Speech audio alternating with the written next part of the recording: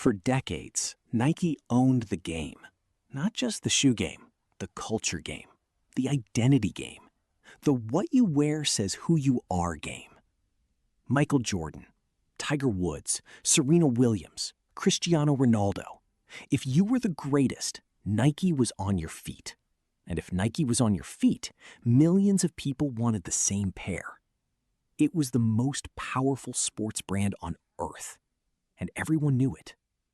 So why are people leaving?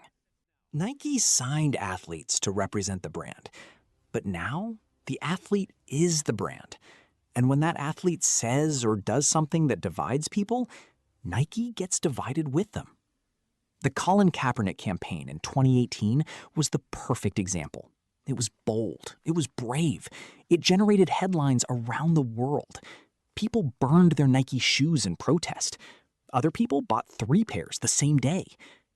Nike made a values bet, and it paid off that year.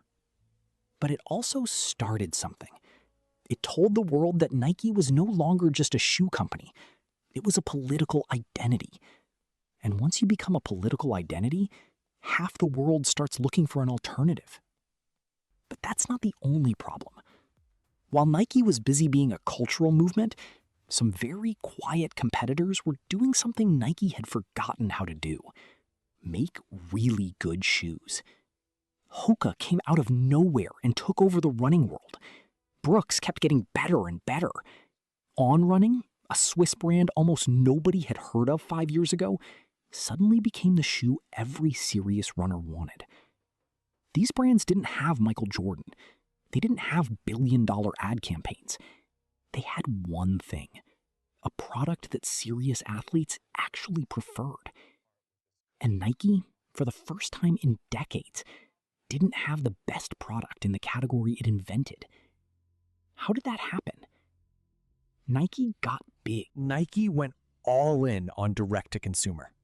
They pulled their products from hundreds of retailers. They decided they didn't need the middleman anymore.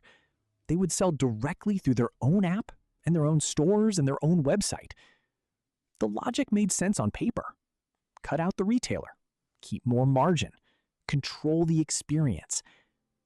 But what they didn't account for was this: those retailers were also their marketing.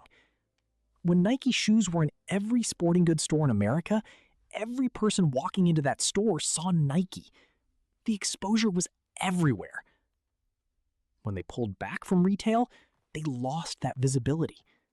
The shelf space they left behind didn't stay empty. Hoka filled it. On Running filled it. New Balance filled it.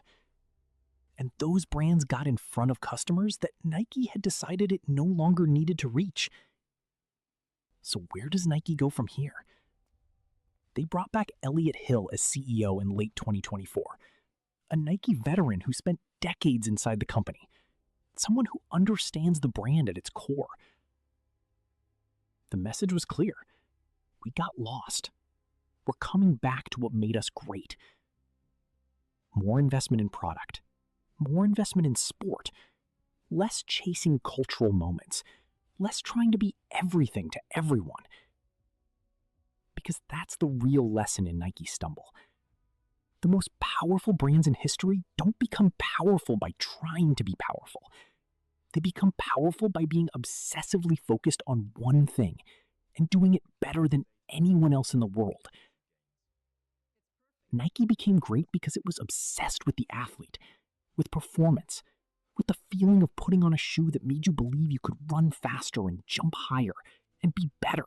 The question now isn't whether Nike can survive. The question is whether they can remember what made them worth surviving for. If this gave you something to think about, share it with someone who follows business and culture. Subscribe. New breakdown every week. See you in the next one.